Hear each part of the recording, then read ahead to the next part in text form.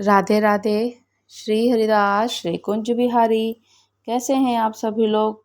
I hope Kanha ji की कृपा से आप सभी लोग अच्छे होंगे और स्वस्थ होंगे। वैशाख मास महत्यम अध्याय 28। वैशाख मास में गोपी चंदन का महत्यम, यमराज की आराधना करना और गृहस्थ आश्रम की प्रशंसा, दान धर्म की महिमा। गृहस्थ आश्रम में रहकर हम किस प्रकार से दान करें और उसकी किस प्रकार की महिमा है कि जो हमें पुण्य अक्षय फल की प्राप्ति होती है। यमराज की आराधना करना। नारद जी ने कहा, हे सूर्यश्रेष्ठ, अब मेरे हित के लिए आप यम की आराधना बतलाइए। देव, किस उपाय से मनुष्य एक नरक से दूसरे नरक में नहीं जाना पड़ता है? और सुना है कि यमलोक में वैतरणी नदी है जो दुरापार, दुस्तर और रक्त की धारा बहाने वाली है। वह समस्त प्राणियों के लिए दुस्तर है। उसे सुगमता के साथ किस प्रकार पार किया जा सकता है? महादेव पिताजी बोले, पूर्व काल की बात है। द्वारकापुरी के समुद्र में स्नान करके मैं जो ही बाहर निकला, सामने से मुझे ब्रह्मचारी मृदुल मुनि आते दिखाई दिए। उन्होंने प्रणाम किया और विस्मित होकर इस प्रकार कहना आरंभ किया। मृदुल बोले, देव, मैं आसक्त मूर्छित होकर पृथ्वी पर गिर पड़ा था। उस समय मेरे सारे अंग जल रहे थे। इतने में ही यमराज के दूतों ने आकर मुझे बलपूर्वक शरीर से खींचा। मैं अंगूठे के बराबर पुरुष शरीर धारण करके बाहर निकला। फिर उन दूतों ने मुझे खूब कसकर बांधा और उसी अवस्था में यमराज के पास पहुंचा दिया। मैं एक ही क्षण में यमराज की सभा में पहुंचकर क्या देखता हूँ कि पीले नेत्र और काले मुख वाले यम सामने ही बैठे हैं और वे महाभयंकर जान पड़ते हैं। भयानक राक्षस और दानव उनके पास बैठे और सामने खड़े भी थे। अनेक धर्माधिकारी, चित्रगुप्त, उनके लेखक वहां मौजूद थे। मुझे देखकर विश्व के शासक यम ने अपने किंकरों से कहा, अरे, तुम लोग नाम के भ्रम में पड़कर मुनि को कैसे ले आए? इन्हें छोड़ो और कौंडिन्य नाम के ग्राम में जो भीम का पुत्र मृदुल नामक क्षत्रिय है उसको ले आओ, क्योंकि उसकी आयु समाप्त हो चुकी है। यह कहकर वे दूत वहां गए और पुनः लौट आए। फिर समस्त यमदूत धर्मराज से बोले कि सूर्य नंदन, वहां जाने पर भी हम लोगों ने ऐसे किसी प्राणी को नहीं देखा जिसकी आयु क्षीण हो चुकी हो। ना जाने कैसे हम लोगों का चित्त भ्रम में पड़ गया। यमराज बोले, जिन लोगों ने वितरणी नामक द्वादशी का व्रत किया है वे तुम यमदूतों के लिए प्राय अदृश्य ही हैं। उज्जैन, प्रयाग और यमुना के तट पर जिनकी मृत्यु हुई है, जिन्होंने तिल, हाथी, श्रवण और गाय आदि का दान किया हो, तो वह भी तुम लोगों की दृष्टि में नहीं आ सकते हैं। दूतों ने पूछा, स्वामी, वह व्रत कैसा है? आप उसका पूरा पूरा वर्णन कीजिए। देव, मनुष्य को उस समय ऐसा कौन सा कर्म करना चाहिए जो आपको संतोष देने वाला हो? जिन्होंने कृष्ण पक्ष की एकादशी का व्रत किया है वे कैसे पाप मुक्त हो सकते हैं? यमराज बोले, दूतों, मार्गशीर्ष, वैशाख, कार्तिक और माघ आदि मासों में जो कृष्ण पक्ष की द्वादशी आती है उन सब में विधि पूर्वक वैतरणी व्रत करना चाहिए। जब तक वर्ष पूरा ना हो जाए, जब तक प्रतिमास व्रत को चालू रखना चाहिए। व्रत के दिन उपवास का नियम ग्रहण करना चाहिए जो भगवान विष्णु जी को संतोष प्रदान करने वाला है। द्वादशी को श्रद्धा और भक्ति के साथ श्री गोविंद, माधव, केशव की पूजा करके इस प्रकार से कहे कि देव, स्वप्न में इंद्रियों की विकाल कारण करने यदि भोजन या मैथुन को क्रिया बन जाए तो आप मुझ पर कृपया करके क्षमा कीजिए। इस प्रकार नियम करके मिट्टी, गोमय और तिल लेकर मध्याह्न में तीर्थ जलाशय के पास जाएं। व्रत को पूर्ति के मंत्रों से विधिपूर्वक स्नान करें। स्नान आदि से निवृत्त होकर मट्टी को लेपन करें और फिर कहें कि वे मेरा सारा पाप तुम हर लो। हे वसुंधरे, तुम्हारे द्वारा पाप का नाश हो जाने मनुष्य सब पापों से मुक्त हो जाए। तिल काशी में उत्पन्न हुए हैं और भगवान विष्णु के स्वरूप हैं। तिल मिश्रित जल के द्वारा स्नान करने पर भगवान गोविंद अब पाप का नाश कर देते हैं। और देवी सर्वसिद्धि, तुम भगवान विष्णु जी के हृदय से, उनके देह से प्रकट हुई हो तो महान पाप का अपहरण करने वाली हो। तुम्हें नमस्कार है, तुम मेरे सारे पाप को हर लो।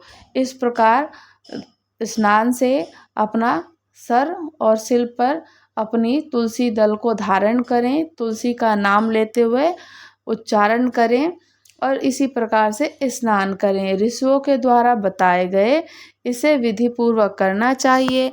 इस तरह स्नान करने के पश्चात जल से बाहर निकलकर 2 शुद्ध वस्त्र धारण करें। फिर देवताओं को, पितरों को तर्पण करें, विष्णु जी का पूजन करें और उसकी विधि कुछ इस प्रकार से है।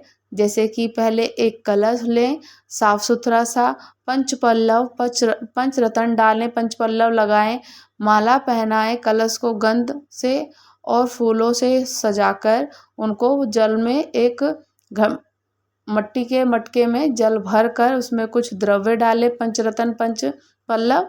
उसके बाद तांबे का पत्र रख दें, उस पे तांबे का पात्र में देवादिदेव तपोनिधि भगवान श्री धर की स्थापना करें, विधि पूर्वक उनकी पूजन करें। मिट्टी गोबर से सुंदर सा एक मंडल बनाएं, सफ़ेद और धुले हुए चावल को पानी में पीसकर उसके द्वारा मंडल का संस्कार करें। एक चौकी अच्छे से चाक पूर लें और फिर उसको अच्छी तरीके से सजा करके धर्मराज का स्वरूप बनाएं और उसके आगे तांबे की वैतरणी नदी स्थापित करके उसकी पूजा करें। उसके बाद आवाहन करके यमराज की विधिवत पूजा करें। पहले भगवान श्री हरि जी की स्मरण कर उनकी प्रार्थना करें। हे महाभाग केशव, मैं विश्वरूपी देवेश्वर यम का आवाहन करता हूँ, आप यहाँ पधारें और समीप में निवास करें। हे लक्ष्मीकांत हरे, ये आसन सहित पाद आम की सेवा में समर्पित है। विश्व का प्राणी समुदाय आपका स्वरूप है, मैं आपको नमस्कार करता हूँ, प्रतिदिन मुझ पर कृपा कीजिए। और इस तरीके से उनको बोलकर प्रणाम कीजिए और मंत्र का उच्चारण करें। ओम नमो भगवते वासुदेवाय नमः। श्री हरि को इसी प्रकार से प्रणाम करें। और इस प्रकार से फिर आप लोग उच्चारण करके उनको दीप, धूप, जल, फूल, फल, नैवेद्य समर्पित करें और महादेव पिताजी को बोलते हैं कि इस मंत्र से उच्चारण करके ओम नमो भगवते नारायणा, इस तरह से उनका उच्चारण करते हुए मैं समस्त पाप की राशि का नाश करने के लिए मत्स्य, कच्छप, वाराह, नरसिंह, वामन, परशुराम, श्री राम, श्री कृष्ण, बुद्ध और कल्कि का पूजन करता हूँ। तो भगवान इन अवतारों के रूप में आपको नमस्कार है, बारंबार नमस्कार है। इस प्रकार से उनको प्रणाम करते हुए उनको दक्षिणा दें और उनसे प्रार्थना करें कि आपको नमस्कार है। हे महिष पर चलने वाले देवता, आपको नमस्कार है। चित्रगुप्त, आपको नमस्कार है। नरक की पीड़ा शांत करने के लिए विचित्र नाम से प्रसिद्ध आपको नमस्कार है। आप मेरी मनोवांछित कामनाएं पूर्ण करें। यम, धर्मराज, मृत्यु, अंतक, व्यवस्थक, काल, सर्वभूतयक्ष, वक्रदौर, चित्रगुप्त, नील और धन को नित्य नमस्कार करना चाहिए। वैतरणी प्रतिमा को अर्घ देते हुए कहें कि वैतरणी, तुम्हें पार करना अत्यंत कठिन है। तुम पाप का नाश करने वाली और संपूर्ण अवशिष्ट वस्तुओं को देने वाली है महाभागा, यहाँ आओ और मेरे दिए हुए अर्घ को ग्रहण करो। यम द्वार के भयंकर मार्ग वैतरणी नदी विख्यात है, उससे उद्धार पाने के लिए मैं ये अर्घ दे रहा हूँ। जो जन्म और मृत्यु के वृद्ध अवस्था से पार है पार है और पापी पुरुष के लिए जिसको पार करना अत्यंत कठिन है, जो समस्त प्राणियों के भय का निवारण करने वाली, यातनाओं में पड़े हुए प्राणी को भय के मारे जिसमें डूब जाते हैं, उस भयंकर वैतरणी नदी को पार करने के लिए मैंने ये पूजन किया। वैतरणी देवी तुम्हारी जय हो, तुम्हें बारंबार नमस्कार है। जिसमें देवता वास करते हैं वही वैतरणी नदी मैंने भगवान केशव की प्रसन्नता के लिए भक्ति पूर्वक उस नदी का पूजन किया। पाप का नाश करने वाली सिंधु रूपणी वैतरणी नदी की पूजा संपन्न हुई। इस पर पार करके सब पापों से छुटकारा पाने के लिए वैतरणी नदी की प्रतिमा को दान करता हूँ। कृष्ण कृष्ण जगदीश्वर, आप संसार से मेरा उद्धार कीजिए। अपने नामों के कीर्तन मात्र से आप मेरा पाप हर लीजिए और यज्ञोपवीत आदि समर्पण करें। यज्ञोपवीत करके मंत्रों का उच्चारण करें। तंतुओं से उत्तम यज्ञोपवीत का निर्माण कराया, आप इसे ग्रहण करें। मुझ पर प्रसन्न होइए और मेरे मनोरथ को पूर्ण कीजिए। आप मोहरूपी अंधकार दूर करने के लिए सूर्य रूप भाव बंधन की पीड़ा हरने वाले परमात्मा, मैं भक्ति युक्त होकर आपकी सेवा में 5 बातियों का दीपक प्रस्तुत करता हूँ और आपके लिए आरती करता हूँ। तो भगवान, मेरी आरती को आप स्वीकार कीजिए। 12 मंत्र का यथाशक्ति जप करने से भगवान लक्ष्मीकांत मुझ पर प्रसन्न होइए और प्रसन्न होकर मुझे मनोवांछित वस्तु प्रदान कीजिए। इस प्रकार श्री हरि का पूजन करने के बाद समुद्र का मंथन होते हुए 5 गाय उत्पन्न हुई। उनमें से नंदा नाम की धेनु और उससे मेरा बारंबार नमस्कार है। विधि पूर्वक गाय की पूजा करके मंत्रों का अर्घ दें और उच्चारण करें। समस्त कामनाओं के पूर्ण करने की, सब प्रकार की पीड़ा हरने की, हे नंदिनी, मुझे सर्वदा आरोग्य दीर्घायु संतान प्रदान करें। हे कपिले महर्षि, वशिष्ठ, बुद्धिमान विश्वामित्र जी ने भी तुम्हारी पूजा की। मैंने पूर्व जन्म में जो पाप संचित किया है उसे हर लो। गाय मेरे आगे रहे, गाय ही मेरे पीछे रहे।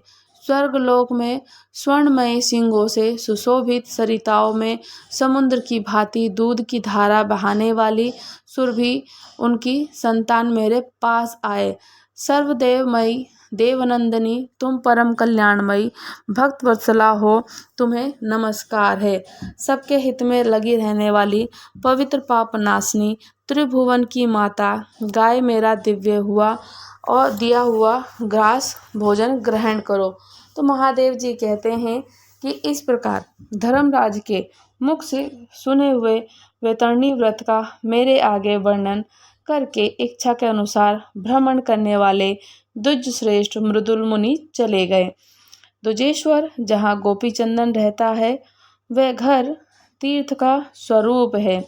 वैशाख मास में श्री हरि नारायण जी का कथन यही है और उनको जिस ब्राह्मण के घर में गोपी चंदन मौजूद रहता है वह कभी शोक, मोह और अमंगल नहीं होता है। जिसके घर में रात दिन गोपी चंदन रहता हो, ठाकुर जी को गोपी चंदन की सेवा होती है, ठाकुर जी के साथ साथ सभी देवताओं को चंदन को समर्पित किया जाए तो उसके पूर्वज सुखी होते हैं, सदा उसकी संतति बढ़ती है। गोपी तालाब से उत्पन्न होने वाली मिट्टी परम पवित्र, शरीर का शोधन करने वाली, देह में उसका लेप करने से सारे रोग नष्ट होते हैं, मानसिक चिंताएं दूर होती हैं। पुरुषों के द्वारा शरीर में धारण किया हुआ गोपी चंदन संपूर्ण कामनाओं की पूर्ति और मोक्ष प्रदान करने वाला है। वैशाख के महीने में श्री हरि नारायण जी को जो गोपी चंदन हरि चंदन का लेपन करता है वो पुण्य अक्षय फल की प्राप्ति पाता है, भोग और मोक्ष की भी प्राप्ति पाता है। और इसका ध्यान रहे कि पूजा करना चाहिए, हरि चंदन को समर्पित श्री हरि नारायण जी को करें, उनको शरीर पे लेपन करें, साथ ही साथ अपने मस्तक पर भी वो तिलक धारण करें। महादेव पिताजी को त्रिपुंड धारण करें। हरि चंदन गोपी चंदन दोनों का ही आप प्रयोग कर सकते हैं। दोष का विनाश करने वाली गोपी चंदन स्पर्श मात्र से मनुष्य पवित्र हो जाता है और वे अंतकाल में मनुष्यों के लिए मुक्तिदाता परम पावन है। और द्विज श्रेष्ठ में क्या ही बताऊं, गोपी चंदन मोक्ष प्रदान करने वाला है।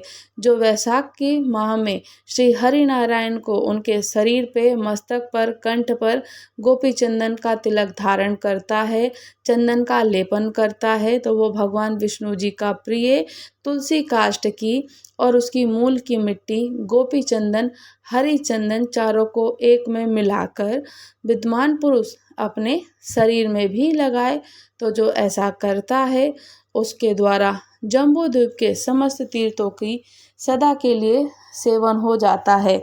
जो गोपी चंदन को घिस कर उसका तिलक लगाता है, तुलसी की काष्ठ से बना हुआ गोपी चंदन और हरि चंदन अपने घर में, अपने पूजा स्थल पर श्री हरि को समर्पित करने के बाद अपने मस्तक पर जो धारण करता है वह समस्त पापों से मुक्त हो विष्णु जी के परम पद को प्राप्त होता है।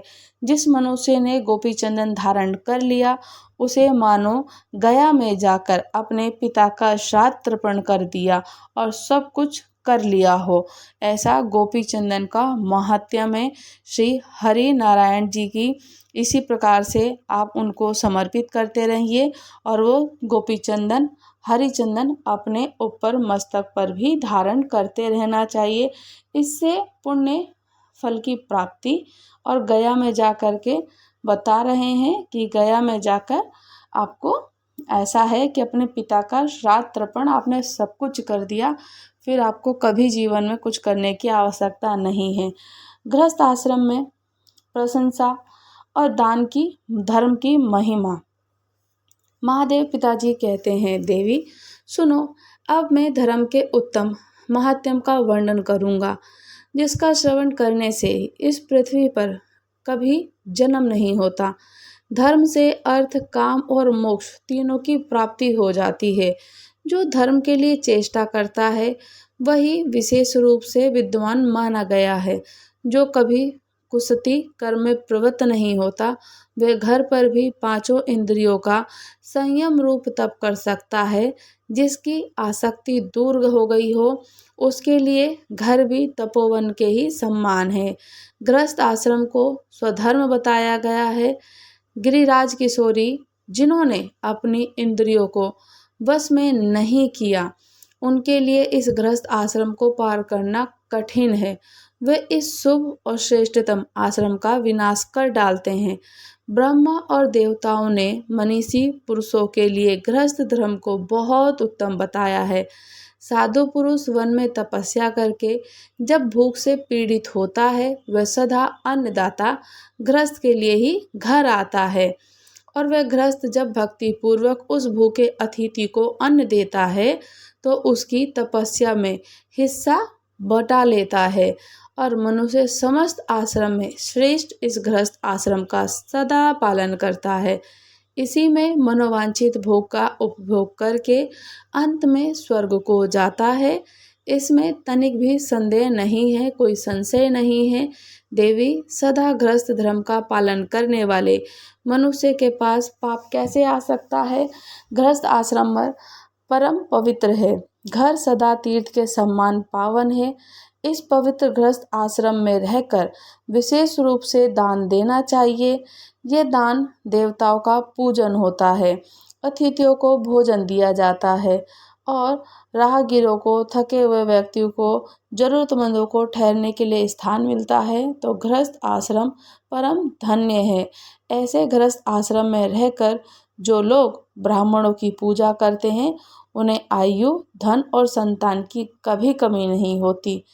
शुभ समय आने पर चंद्रदेव की पूजा करके, नियत नैमित्तिक कर्मों का अनुष्ठान करके उसके पश्चात शक्ति के अनुसार दान देना चाहिए। दान देने से मनुष्य निसंदेह अपने पाप का ही नाश कर डालता है। दान के प्रभाव से इस लोक में अवशिष्ट भोगों का उपयोग करके मनुष्य सनातन विष्णु जी को प्राप्त कर लेता है। जो अभक्षय भक्षण में प्रवृत्त रहने वाला, गर्भस्थ बालक की हत्या करने वाला, गुरु पत्नी के साथ संभोग करने वाला, झूठ बोलने वाला, ये सभी नीच योनियों में जन्म लेते हैं। जो यज्ञ करा के योग्य नहीं है, तो ऐसे मनुष्य जो यज्ञ कराता है, लोक निंदित पुरुष से याचना करता है, सदा कोप से युक्त रहता है, साधुओं को पीड़ा देता है, विश्वघात करता है, अपवित्र रहता है, धर्म की निंदा करता है। इन पापों से युक्त होने पर मनुष्य की आयु शीघ्र ही नष्ट हो जाती है और ऐसा जानकर पाप सर्वथा त्याग करके विशेष रूप से दान करना उचित उत्तम फल है। दान करने से ही अभय और अक्षय मोक्ष भोग की प्राप्ति होती है। वैशाख मास में हर व्यक्ति को कुछ न कुछ अपने सामर्थ्यता के अनुसार दान अवश्य करना चाहिए। ठंडे जल से भरा हुआ घड़ा, शरबत, लस्सी, छाछ, राहगीरों को, लोगों को छाता, जगह जगह आप प्याऊ लगवा सकते हैं। छाता, चप्पल, चटाई, अन्य चीज़ें आप उनको उनकी आवश्यकता के अनुसार और अपनी सामर्थ्यता के अनुसार ज़रूर दान करें। दान करने से और गोपी चंदन लगाने से श्री हरि को हरि चंदन, गोपी चंदन बहुत प्रिय है, अति उत्तम है। इन सब चीज़ों को करने से हमें स्वर्ग में, वैकुंठ धाम में, विष्णु धाम में, कैलाश धाम में निवास मिलता है। श्री हरि नारायण के चरणों की सेवा प्रदान होती है। राधे राधे। वैशाख मास महत्यम अध्याय 28 समाप्त हुआ। राधे राधे। श्री हरिदास, श्री कुंज बिहारी। अगर आप लोग हमारे चैनल पर नए हैं तो चैनल को लाइक, शेयर, सब्सक्राइब करना बिल्कुल भी ना भूलें और अच्छे अच्छे प्यारे प्यारे पॉजिटिव्स कमेंट्स करिए। तो राधे राधे।